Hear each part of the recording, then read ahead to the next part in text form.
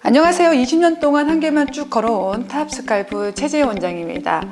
잘못된 머리빗 사용으로 지금 당신은 탈모가 진행하고 있을지도 모릅니다 라는 키워드로 오늘 대화를 나눠볼까 합니다. 두피 관리하는 방법 중에서 집에서 크게 경제적으로 부담 없이 집에서 할 수 있는 게 브러싱이거든요. 근데 이게 브러싱하는 방법도 여러 가지가 있는데, 먼저는 이 브러싱의 선택부터, 그리고 어떻게 하는 방법, 그리고 타입별 관리 방법, 그리고 빗을 보관하고 살균 소독하는 방법에 대해서 오늘 이야기해 볼까 합니다. 자, 빗질은 왜 할까요? 자, 빗질을 하게 되면 여러분들이 생각하는 것보다 많은 효과가 있는데요. 첫 번째는 두피의 혈액순환을 도와줍니다. 그리고 모발이 엉겨 있는 거를 풀어줘서 샴푸하기 전에 빗질을 했을 때 샴푸의 효과를 높여줄 수 있습니다. 또한 두피의 각질 제거를 도와서 두피의 청결을 도와주는 역할을 하기도 합니다. 여러분은 근데 어떤 빗을 사용하고 계신가요? 일단은 빗의 선택이 되게 중요하거든요. 그래서 이 밑에 보시게 되면 다양한 빗을 준비해 드렸는데, 일단 이렇게 보시면 이제 플라스틱으로 되어 있는 빗들이 있습니다. 이렇게. 근데 이 플라스틱으로 되어 있는 빗은 빗질을 할 때 정전기가 일어날 수 있기 때문에 사용하지 않는 것을 권합니다.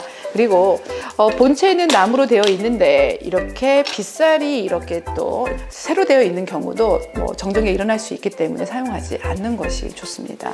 자, 또 이렇게 세 번째로 보게 되면 나무로 이루어진 것처럼 보이지만 또 빗살은 촘촘하면서 이렇게 플라스틱으로 이루어져 있는 것도 같은 문제점을 드러내고 있습니다.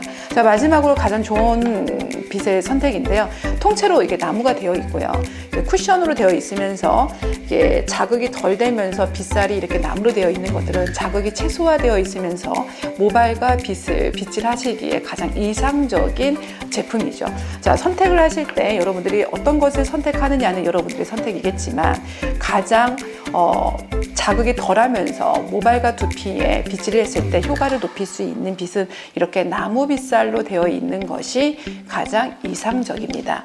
자, 잘 선택할 수 있으시겠죠? 자, 다음의 방법은, 자, 이제 빗의 선택이 끝났다라면 이제 빗질하는, 브러싱하는 방법에 대해서 말씀드리려고 합니다. 근데 이 방법을 알기 전에 여러분들이 생각하고 있는 본인의 두피의 타입에 따라서 빗질의 방법이 좀 달라지는데요. 일단 좀 금지사항이 있습니다. 두피에 염증이 있거나 고름이 있거나 두피가 통증이 있는 분들은 빗질 자체를 좀 삼가해 주시길 바랍니다. 왜냐하면 빗을 통해서 자극이 이루어지게 되면 오히려 염증이 더 심화되고 또 부위가 더 넓어질 수 있는 가능성이 있기 때문에 그렇습니다. 근데 또 여자분들은 또 머리가 길기 때문에 염증이 있고 또 두피가 안 좋다고 해서 모발의 결을 또 빗질을 안 할 수는 없는데요. 그런 경우에는 두피에서 5cm 정도 간격을 띄워서 모발 쪽만 빗질하시면 도움이 될 것 같습니다. 그런데 이제 평상시에 그다음 두 번째로는 정상 두피예요. 예를 들어서 난 두피가 전혀 문제가 없고 건강하다고 한다면 이렇게 나무로 된 빗으로 지우개 정도 지우는 힘으로 모발의 결 반대 방향으로, 모발은 후두부는 이렇게 내려와 있고 축두부도 이렇게 밑으로 내려와 있는데 정수리도 밑으로 다운되어 있거든요. 근데 빗질을 할 때 방향대로 하기보다는 반대 방향으로 하는 게 좋습니다. 다음으로는 이제 두피가 좀 건조하신 분들인데요. 건성 두피는 피지선을 조금 자극하기 위해서 이렇게 나무로 된 빗으로 약간 힘을 주어서 피지선을 좀 활성화시켜주는 거에 도움이 됩니다. 아까도 말씀드렸지만 두피에 기름도 끼지만 염증도 있고 두피에 자극이 있고 통증이 있는 분들은 되도록이면 빗질의 사용을 금지하거나 가볍게 하시는 게 좋습니다. 그런데 여기서 가장 중요한 사항이 있습니다. 탈모를 예방하기 위해서 브러싱을 하는 것까지 좋은데, 이 사용하는 도구가 관리가 잘못됐을 때는 오히려 두피에 있는 염증이나 균을 활성화시키고 또 옆으로 또 이동시킬 수 있기 때문에 이 빗의 보관 방법이 굉장히 중요한데요. 아까 나무로 된 빗살이다 보니까 두피에 있는 또 모발에 있는 기름이나 노폐물이 끼기 쉬워요. 근데 이 나무로 된 재질은 또 물에 닿고 물에 식게 되면 손상이 높아지기 때문에 햇볕이 강할 때 햇볕에 한 번씩 살균 소독을 한다거나 집에 자외선 소독기가 있으면 놓으면 좋겠지만 그렇지 못하는 경우가 많아요. 저는 이제 알코올로 이제 분무기로 이용해서 드라이 시키면서 소독을 하는 경우가 많은데요.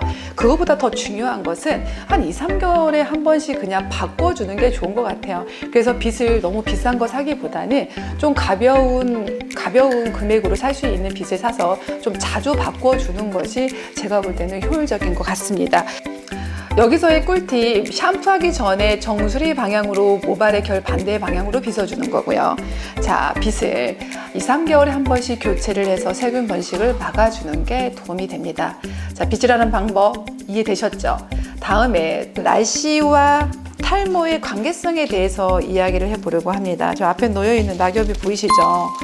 이렇게 낙엽은 언제 많이 보이냐면 가을에 많이 보이죠? 가을을 우리가 환절기라고 하는데 이게 나무에서 잎이 이렇게 떨어지듯이 사실 가을에는 두피에서 모발이 빠지는 시기는 환절기성 탈모를 경험하는 시기입니다. 자, 가을 환절기가 되면 유독 심해지는 탈모, 무엇 때문일까요? 한번 오늘 생각을 해볼까요? 자, 계절적으로 봄, 여름, 가을, 겨울이 있고요. 사람에도 인생의 성장 사이클이 있잖아요. 유아기가 있고, 청소년기가 있고, 성인기가 있고, 노년기가 있듯이 모발은 1년 동안 봄, 여름, 가을, 겨울이 있습니다. 봄은 주로 모든 것이 탄생하고 소생하는 시기이고, 여름은 또 유지 기간이기도 하고요. 가을은 지는 시기, 겨울은 회복하고 휴식을 취하는 시기입니다. 하루도 그런 것 같아요. 아침과 점심, 저녁, 밤이 그런 시기와 또 맞물리는데 여러분들 특히 여름에 심한 다이어트나 스트레스를 많이 받았거나 또 여름철 햇볕을 많이 받아서 두피에 광노화 현상이 있다거나 또 여름철에 충분히 세정이 되어 있지 않아서 두피에 노폐물이 많은 경우에 가을로 진입했을 때 모발이 많이 빠지는 경우를 느낄 수 있습니다. 자, 가을철 낙엽이 이렇게 떨어지듯이 내 두피에서 모발이 떨어지지 않기 위해서는 가을이 됐을 때는 여러분들 조금 더 집중하셔야 됩니다. 이렇게 탈모가 가속화될 수 있는 가을철 탈모를 예방하는 방법에 대해서 몇 가지 나눠봐 드릴게요. 가장 쉬운 방법은 두피와 모발을 청결하게 유지하는 방법이에요. 두피를 자주 마사지하고 두피에 좋은 음식을 먹는 건데요. 두피에 좋은 음식 하면 여러분들이 뭐 특별한 거를 먹어야 된다고 생각하는데 쉽게 찾을 수 있는 것들이 식물성 단백질입니다. 그래서 검은 콩, 그리고 다시마, 미역, 해조류, 그리고 우리가 견과류, 그리고 비타민이나 미네랄, 칼슘들이 들어가 있는 음식을 섭취하는 게 좋고요. 여기서 이제 기름진 음식은 섭취를 금하는 게 좋습니다. 그럼과 함께 물을 하루에 2리터 이상 섭취를 해서 우리 몸과 두피에 수분을 공급하는 게 중요하고요. 또 더 나아가서 좀 더 여유가 된다면 두피탈모 전문센터에서 정확하게 두피 진단을 받고 두피 타입에 맞는 샴푸와 두피의 영양을 도포하는 것이 가장 이상적일 수 있겠죠. 올바른 계절별 두피 관리로 탈모를 예방하는 게 중요합니다. 운동은 건강할 때, 다이어트는 날씬할 때, 모발은 있을 때 지키는 게 중요하겠죠. 다음 시간에 더 좋은 정보로 또 여러분들 뵙겠습니다.